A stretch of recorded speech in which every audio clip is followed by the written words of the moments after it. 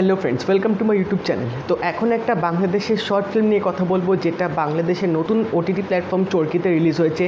এই শর্ট ফিল্মটার নাম হচ্ছে লাল কাতার নীল ডাকাত। তো তোমাদের নামটা শুনে হয়তো মনে হতে পারে যেটা কীরকম নাম বা শর্ট ফিল্মটা কী ধরনের জিনিস দেখতে পারি। তো এই শর্ট ফিল্মটার ডিরেক্টর হচ্ছে ভিকি জাহেদ। তো আমি এই শর্ট ফিল্মটার ট্রেলারও দেখিনি, তো এটা ব্যাপারে সেরকম বিশেষ কিছু জানতাম না। বাট এই 20 মিনিটের শর্ট ফিল্মটা যখন দেখে উঠলাম, আমার মুখের মধ্যে একটা অদ্ভুত রকমের হাসি ফুটে উঠেছিল এবং একটা অদ্ভুত একটা তৃপ্তি, একটা ভালো লাগা জন্মেছিল এই শর্ট ফিল্মটা দেখে ওঠার পরে। তো গল্পটা যদি তোমাদের জাস্ট একটু করে বলি, তো এখানে হচ্ছে একটা রাতের গল্প দেখিয়েছে, যেখানে একটা বাস চলছে রাস্তার মধ্যে এবং ওই বাস জার্নিতে অনেক রকম প্যাসেঞ্জার্স আছে, যার মধ্যে একটা ম্যাজিস্ট্রেট আছে এবং ম্যাজিস্ট্রেটের পাশে একটা লোক বসেছে যে হচ্ছে বাচাল, খুব কথা বলে যাচ্ছে। তো সেই বাস জার্নিটা কীরকম হবে ম্যাজিস্ট্রেটের কাছে, তার ভাল লাগবে কি ভাল লাগবে না, তো সেই জিনিসটাই এই গল্পটার মধ্যে দেখানো হয়েছে। তো তারপর এই বাস জার্নির মধ্যেই হঠাৎ একটা ডাকাতের দল উঠবে এবং তারা ডাকাতি শুরু করবে। তো আলটিমেটলি কি হলো, তারা ডাকাতি করলো কি করলো না, বা ম্যাজিস্ট্রেটের কি ভূমিকা পালন করলো, তিনি সেটা আটকাতে পারলো কিনা, সেটা জানতে গেলে তোমাদের অবশ্যই এই শর্ট ফিল্মটা দেখতে হবে। এবং নামটা কেন এরকম রেখেছে, তো তোমাদের এখানে বলে রাখি, একটা লাল কাতানের শাড়ি কিন্তু বড় একটা ভূমিকা পালন করবে এই শর্ট ফিল্মটার মধ্যে।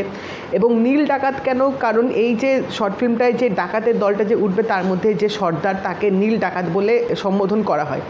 তো আমার কিন্তু সিরিয়াসলি এই শর্ট ফিল্ম বেশ ভালো লেগেছে। প্রথম থেকে যেভাবে গল্পের পেস আপটা এগোবে, আমি ভাবলাম যে একটা অন্যরকম জিনিস হয়তো দেখতে চলেছি, তার মধ্যে মাঝখানে এরকম একটা ডাকাতির সিন চলে আসবে, তো সেই জিনিসটা বেশ ভালোভাবে এগোচ্ছিল।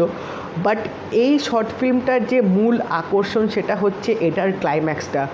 সিরিয়াসলি যেভাবে ক্লাইম্যাক্সটাকে এখানে এক্সপ্লেন করা হয়েছে, যেভাবে পুরো জিনিসটাকে বলা হয়েছে, সেটা যদি তোমরা দেখো, সেটা যদি তোমরা শোনো ঠিক করে, তোমাদের কিন্তু একটা অদ্ভুত ভালো লাগবে।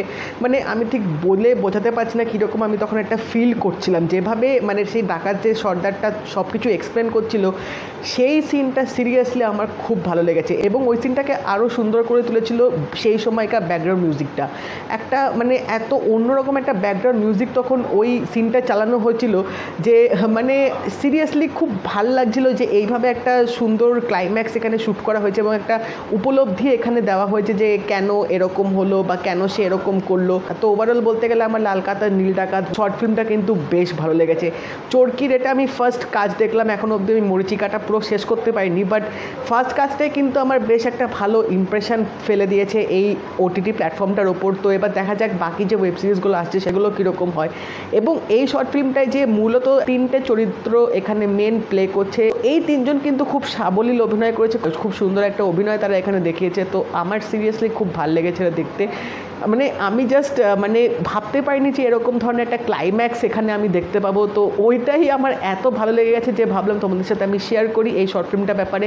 তো আমি তোমাদের অবশ্যই সাজেস্ট করবো তোমরা দেখতে পারো। 20 মিনিট সময় লাগবে, কিন্তু এটুকু গ্যারেন্টি তোমাদের কিন্তু বোর লাগবে না। স্ক্রিন প্লেটা কিন্তু বেশ ভালোভাবে এখানে দেখিয়েছে, ভালোভাবে কিন্তু লেখা হয়েছে, একদম 20 মিনিট টান টান কিন্তু তোমরা স্ক্রিনটার মধ্যে পুরো চোখ জুড়ে রাখবে। তো যদি তোমরা এই শর্ট ফিল্মটা দেখে থাকো, আমাকে অবশ্যই জানিও তোমাদের কেমন লাগলো। যদি এই ভিডিওটা ভালো লেগে থাকে, লাইক করে দিও, শেয়ার করে দিও, চ্যানেলটা কিন্তু সাবস্ক্রাইব করে দেবে, নোটিফিকেশন বেলটাও কিন্তু অল করে দিও।